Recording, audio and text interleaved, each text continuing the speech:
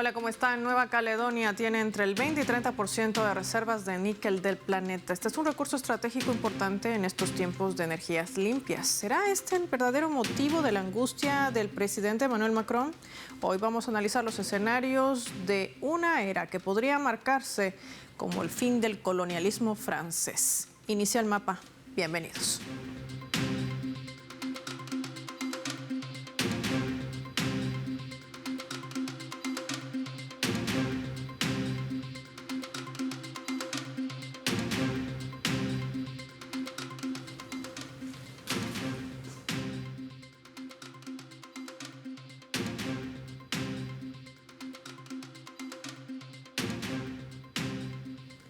Les proponemos desplegar nuestro mapa y revisar datos graficados. ¿Dónde se encuentra Caledonia? Y sobre todo, ¿qué es lo que ha sucedido allí en las últimas semanas? Nueva Caledonia, ¿una trinchera anticolonial? Nos preguntamos. Revisemos datos graficados en nuestro mapa. Este es un territorio insular ubicado en el suroeste del Océano Pacífico, a 1.500 kilómetros del este de Australia. Desde 1853 es colonia de Francia y pasó al estatus de territorio ultramar en 1946. En los últimos años, diversos movimientos independentistas se han activado en Caledonia, cuya capital es Nouméa, ubicada al sur. La identificamos en nuestro mapa con ese radar. Según el último censo desarrollado el 2022, esto es importante, más de 260,000 personas, en su mayoría con un 41.2% de origen kanak o kanaco, que es el pueblo autóctono de este archipiélago, también se consideran europeos. 24.1% de su población y otros 8.3% de estos ciudadanos provenientes de las islas tropicales. Hablamos de Wallis y Fortuna, perteneciente también a la comunidad francesa en el Pacífico Sur. Hay iconos en nuestro mapa que reflejan que el níquel es uno de los recursos estratégicos. Lo vemos identificado también allí con su valor. Ahí lo tienen, que nos indica que este es uno de los elementos más valiosos de la Tierra. Es utilizado para fabricar acero inoxidable, baterías para vehículos eléctricos. Nueva Caledonia, recordemos, es el tercer productor mundial de níquel, a pesar de este mercado que, recordemos, también está sintiendo los efectos de los cambios geopolíticos que hacen las élites europeas. Pero, ¿qué sucede en torno a Nueva Caledonia? Revisemos datos. Esta semana el presidente de Francia, Emmanuel Macron, recorría más de 16,000 kilómetros. Ya está en Nueva Caledonia, este estado de ultramar, para tratar de calmar las tensiones. Así lo declaraba ante los medios de comunicación. Dijo que por las diferentes protestas que se han registrado y que esto ha generado también alboroto en torno a una reforma electoral en la cual los ciudadanos autóctonos no estarían de acuerdo. Una reforma que incrementaría las listas electorales al otorgar el voto a ciudadanos nacidos en Francia continental que residan en la isla, y al menos desde hace 10 años estas listas siguen generando también repercusiones. La población nativa, la mayoría partidaria de la independencia, teme a que estas medidas que asuma el actual presidente de Francia, Emmanuel Macron, beneficie tan solo a los políticos pro Francia y siga marginando al pueblo kanaco, que ha padecido por años, más de 40, las consecuencias de estas decisiones excluyentes. Vamos a analizar todo este contexto con nuestros invitados. Recibimos de manera inmediata desde España, nos acompaña en directo, periodista experto además en Derecho Internacional, Daniel Seixo. Qué gusto tenerte, Daniel, en el mapa. Gracias por tu tiempo para Telesur.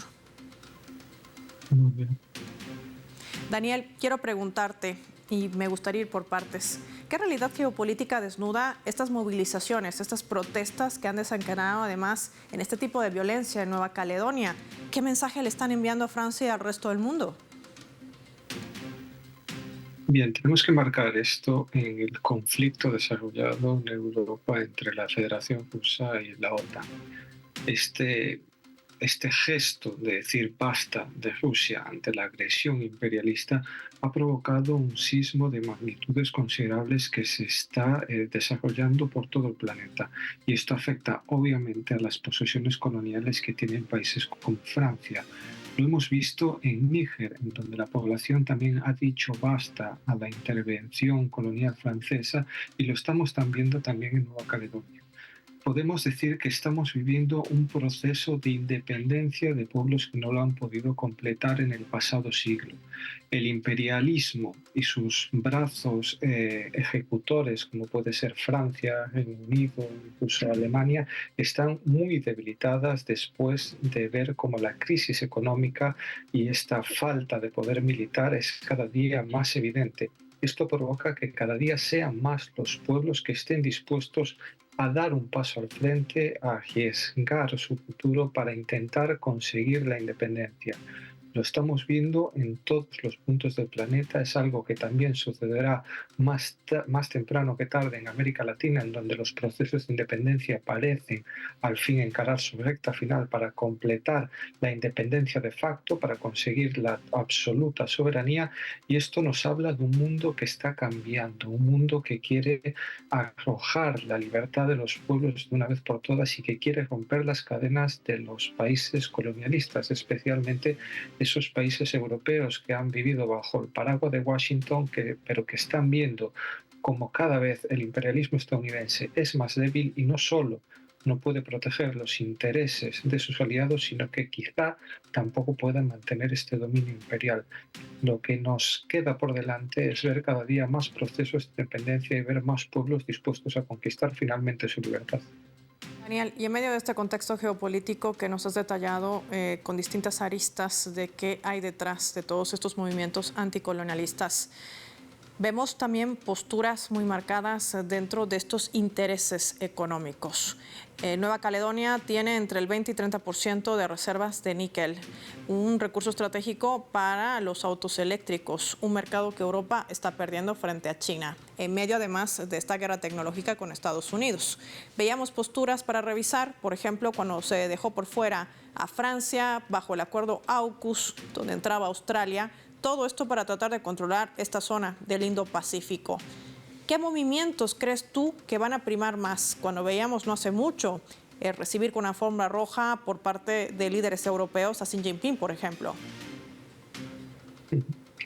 Las tasas de ganancia están cada día cambiando. Bueno, estamos viendo cómo ese gran pastel que son los recursos del mundo cada día se tienen que dividir entre diferentes pueblos. Las porciones ya no son tan grandes para las burguesías europeas y desde luego su socio mayor, que sería Washington, tampoco está dispuesto a hacer un reparto equitativo con estos socios. La entrada en el tablero global de China, de Rusia, pero también de Brasil o la India, está haciendo que cada día le suponga mayor dificultad a las burguesías occidentales seguir manteniendo ese sistema por el que explotaban a los países del sur, por el que parasitaban sus recursos para intentar alimentar su propia industria. Hemos visto como después de la crisis de 2008 las burguesías europeas han dilapidado totalmente su industria y esto se ha visto profundizado por la guerra en Ucrania, en la que sin sentido alguno la industria europea ha dejado escapar esa energía barata que le proporcionaba Rusia, pero es que también ha entrado en una crisis en la que otros actores se pueden hacer con estos activos de forma muy clara. Esto nos lleva a una realidad en la que los países del sur cada día son más necesarios para estas burguesías europeas. Estas crisis económicas hacen que para mantener el nivel de vida de este norte, de este occidente colectivo, se tenga que explotar en mayor grado a los pueblos del sur para no repercutir la depreciación de la vida en sus propias clases trabajadoras, pero estos procesos de independencia se lo están poniendo cada día más difícil, tal y como comentabas, esas alfombras rojas, esas relaciones entre China y Rusia, pero también en el entorno de los BRICS, están construyendo una realidad alternativa, una realidad en la que los conflictos militares, las sanciones, la imposición de un modelo global ya no tiene cabida. Las relaciones son de tú a tú, de igual a igual, unas relaciones de ganar-ganar, en las que las supuestas potencias emergentes, como podrían ser China o Rusia, tienen unas relaciones mucho más amigables, mucho más estables, con países del sur global que están, por tanto, teniendo un claro aliciente para conquistar su soberanía, para recuperar sus propios recursos y para poder sumarse a ese cargo de un mundo naciente. Lo único que le queda a las viejas potencias coloniales es el uso de la fuerza, el uso de las coacciones y, tal y como está haciendo Macron, el intentar imponer una democracia que nunca ha sido real. Cada día hacen más trampas para intentar sostener ese relato ficticio de la democracia burguesa. Y eso demuestra la desesperación de estas élites europeas ante la pérdida de hegemonía y el avance de este grupo BRICS, que se convierte también en clave en medio de todo este movimiento.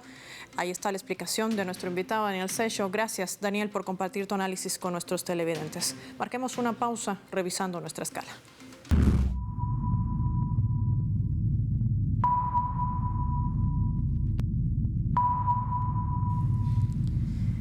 Esta vez a través de este portal web, El Periódico está titulando de la siguiente manera, lo vamos a colocar en la pantalla del mapa. Francia ensaya el disparo de un nuevo misil nuclear supersónico. Lo decía nuestro invitado, la respuesta de las élites europeas a esta desesperación es más belicista que nunca.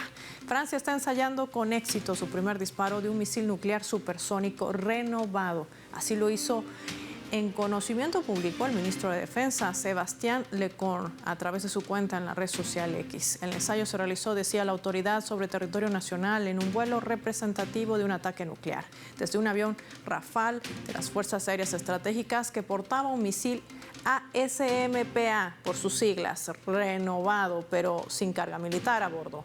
Además, el ministro francés añadía más detalles sobre este primer lanzamiento de prueba, afirmando que se trata de una versión renovada de un misil aire-tierra de medio alcance capaz de transportar una carga nuclear. Este ensayo nace de esta denominada Ley de Programación Militar 2024-2030, que tiene como objetivo garantizar la credibilidad de esa disuasión francesa a largo plazo y modernizar el ejército francés para hacerle frente a nuevas amenazas. Ahí está el movimiento de Emmanuel Macron, quien sigue llamando a movilización de la gente para que esté preparada ante una nueva guerra que podría desatarse en Europa. Por ello encaminan una economía guerrerista, todo bajo esos intereses de seguir alimentando a los complejos militares e industriales. Ya volvemos.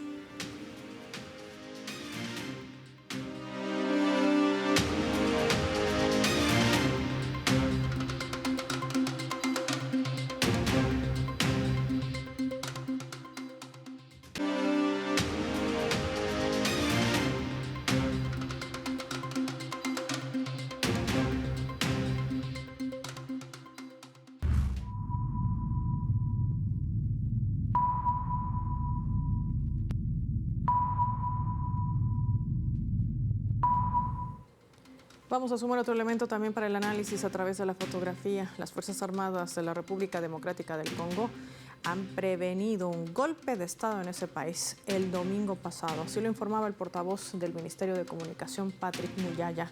Además, confirmaron que el motín tenía como objetivo desestabilizar al país, anunciando que había participación extranjera.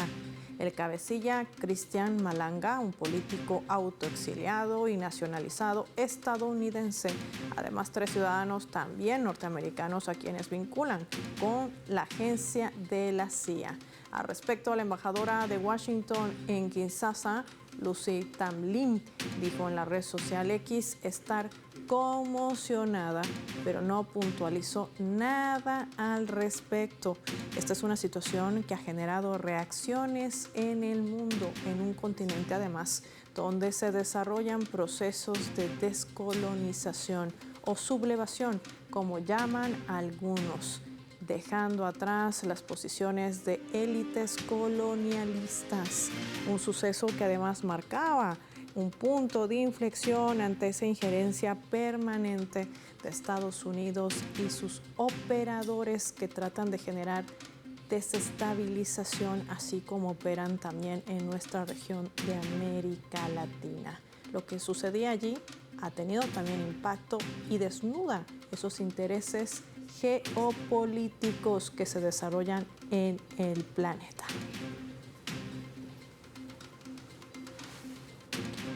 Vamos a sumar para este escenario a nuestra invitada, escritora, experta también en Derecho Internacional, Carmen Parejo, con nosotros. Carmen, qué gusto tenerte en el mapa. Y dicen que no hay coincidencias en geopolítica. Lo que sucede en África también refleja lo que pasa en nuestro continente de América Latina, lo que sucede también en Nueva Caledonia. Hay procesos de descolonización muy marcados, dirán algunos, pero yo quiero saber, ¿qué es lo que está cambiando en el mundo? Muy buenas, un saludo. Bueno, hay que tener en cuenta que los procesos de descolonización, se inaugura la gran etapa de los procesos de descolonización con la resolución de Naciones Unidas del año 61 y a partir de ese momento se desarrollan dos tipos de descolonización, fundamentalmente quitando a América Latina, que fue por supuesto antes, pero en África, en Asia, que son algunos controlados por esas antiguas metrópolis y desarrollando ese nuevo fenómeno de neocolonialismo, y mientras que otros sí que fueron procesos auténticamente revolucionarios que igualmente fueron revertidos, o muchos de ellos fueron revertidos cuando cambia el contexto internacional, cuando se produce el final de la Guerra Fría y deja de existir un equilibrio en el planeta. Actualmente lo que estamos viendo es esa pugna internacional entre ese mundo unilateral que se impone con la caída con el fin de la Guerra Fría y este mundo multilateral que están haciendo, y por lo tanto no es casualidad que todos esos procesos de descolonización frustrados, como es el caso de Nueva Caledonia, o incluso los que fueron de alguna manera maquillados, convertidos en otra cosa, convertidos en prácticas neocoloniales, se estén poniendo en cuestión y resurjan de nuevo una segunda fase de independencia que se inició en América Latina, como también los procesos de independencia originales se iniciaron en América Latina. Carmen, te propongo revisar una leyenda también para profundizar en qué está encaminada ahora esa estrategia que emprende el viejo continente, Europa.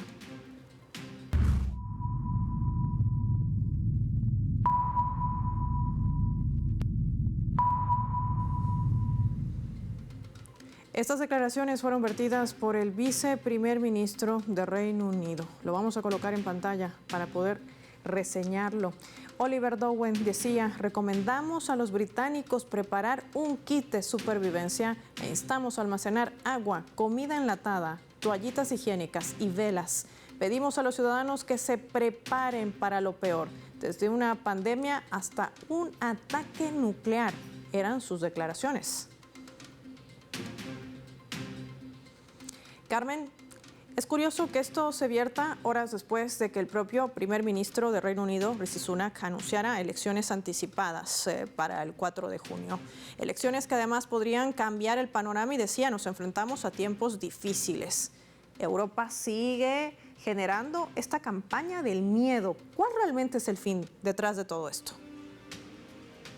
Bueno, hay que entender que en el actual contexto, históricamente hemos visto como Europa, que eran esos grandes imperios coloniales, iban perdiendo poder.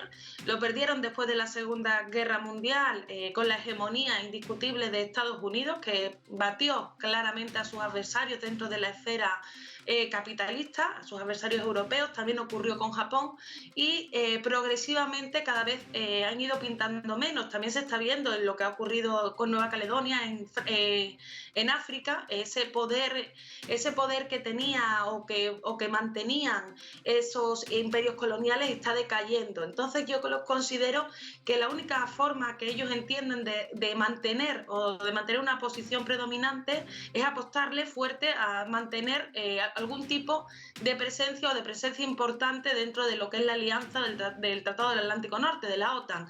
Y para ello es toda esta estrategia, que es una estrategia que sobre todo justifica un paso o un afianzamiento de la capacidad militar europea, del complejo militar industrial, para con eso cumplir con los objetivos que le exige el líder indiscutible que es Estados Unidos, y para poder convencer a la población, a una población que se ve afectada por todos los elementos que han ido afectando a la economía mundial, tanto la pandemia como las sanciones, porque son elementos que no solo afectan a algunos países, sino que afectan a nivel general.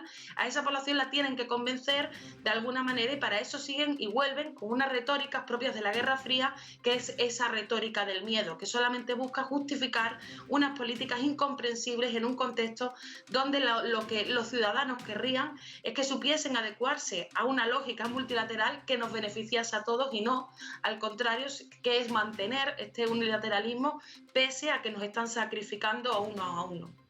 Y a esto hay que sumarle además las campañas represivas que han sufrido, por ejemplo, los habitantes de Nueva Caledonia, y que han recibido censura también por parte de los medios de comunicación para que no difundan ni lo que sucede dentro, y tampoco el mundo entienda realmente la importancia real del impacto de este levantamiento, rechazando esa colonización francesa.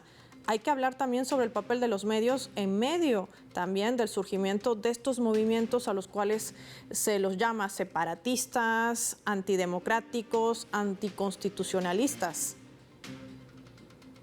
Bueno, en primer lugar, hay que tener en cuenta que, como decía Rafael Correa, al final el dueño de la imprenta es el que está imponiendo su relato, y actualmente los medios de comunicación, como en el resto de elementos del capitalismo, también han tendido hacia el monopolio, hacia grandes transnacionales de la comunicación, y esto lo hemos reflejado en cualquier país del mundo. Al final son las mismas notas de prensa las que los grandes medios distribuyen a nivel internacional, y que tergiversan no solamente la situación actual, sino sobre todo el hilo histórico que explica por qué se llega a la situación actual. Se busca con ello también deshumanizar, en este caso, a la población de Nueva Caledonia, al igual que lo vemos en el caso de los palestinos, al igual que lo vemos en otros casos constantemente. Y por otra parte, ese dominio de los medios también hace muy difícil a toda la llamada prensa alternativa, antihegemónica, poder combatirlo, porque tiene una capacidad internacional y sobre todo una capacidad económica que digamos, la otra parte la tiene más limitada. Desgraciadamente es esto lo que vemos, pero la censura en el caso de Europa es una evidencia que se va profundizando también desde el inicio de esta fase de la guerra en Ucrania. Tras el inicio de la operación especial rusa, se prohibieron los medios rusos, y esto lo hemos ido naturalizando en Europa. Hemos ido naturalizando que no podamos conocer simplemente la visión del otro, porque de eso se trata. Prohibir un medio público de otro país es impedir que tú tengas acceso directo a la visión del otro. De nuevo, es un fenómeno de deshumanización, de desinformación y un ataque a los derechos humanos, incluidos los derechos humanos de la propia población occidental, que no tiene capacidad, que no tiene recogido, no tiene garantizado su derecho a recibir una información veraz, y solo a recibir la propaganda que estos grandes medios o estas grandes transnacionales de la comunicación determinan.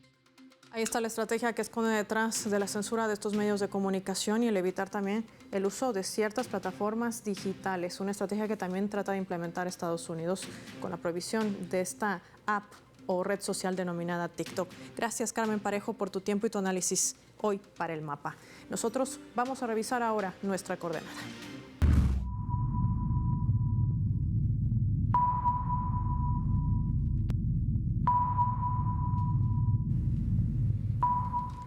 Hay también otros hechos geopolíticos que se vienen desarrollando y que impactan en el mundo. Iñaki Gil de San Vicente, desde el continente europeo, nos va a comentar sobre esas protestas en Georgia por la ley de agentes extranjeros que ha aprobado el Parlamento del país. Nos preguntamos, ¿qué implica todo esto? El gobierno de Georgia ha decretado una ley que es una ley internacional aceptada por muchos países en Europa, aceptada por Estados Unidos prácticamente desde hace 90 años, una ley que protege al pueblo de la injerencia de empresas periodísticas, de empresas de información, de empresas de mentira y de engaño, ¿no? Esta ley está funcionando en muchos países con total normalidad. ¿Por qué le quieren prohibir al pueblo de Georgia esta aplicación, esta ley en concreto?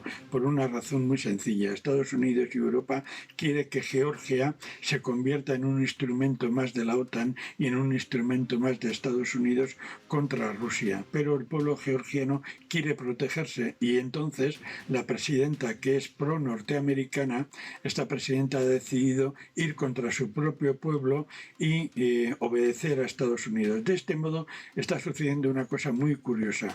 Estados Unidos y Europa se reservan para sí unas leyes que prohíben a otros pueblos. La ley de protección de medios de comunicación se la están prohibiendo a Georgia. Lógicamente, Georgia protesta y Georgia se moviliza contra eso. ¿Y qué están haciendo? Están intentando hacer las temibles, las famosas revoluciones naranjas para poner en Georgia un régimen obediente a Estados Unidos. Esa es la cuestión, es muy simple. Están haciendo lo que llevan ya muchos años haciendo. Agradecemos, Iñaki Gil de San Vicente desde San Sebastián, por participar en nuestra coordenada. Ahí estaban otros hechos geopolíticos que se vienen desarrollando en el mundo y que no podíamos dejar de compartir aquí en el mapa. Para finalizar el programa, les proponemos revisar nuestro vector.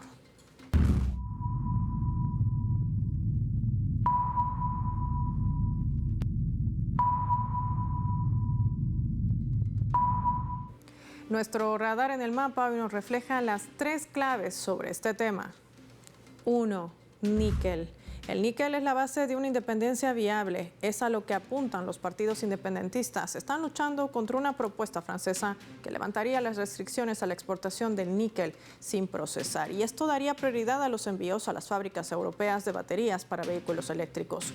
Un mercado casi perdido. No podemos dejar de preguntarnos, con las actuales condiciones, ¿qué tan viable sería una reindustrialización? 2.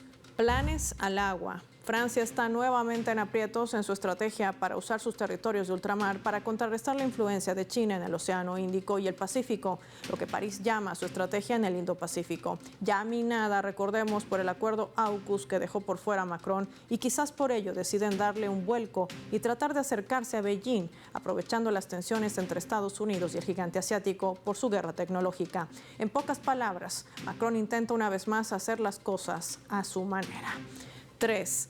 Neocolonialismo. Por donde se mire, los pueblos del mundo han decidido desligarse de estos procesos coloniales que no les han traído nada más que muertos y el saqueo de sus recursos estratégicos. Todo para seguir beneficiando a las élites europeas y a los planes de Estados Unidos. Por esta razón, el miedo es una de las estrategias que utilizan los europeos desde la crisis ucraniana, que está poniendo por encima de la vida la guerra y que gracias a sus benefactores europeos está tratando de mantenerse dentro del mapa mundial.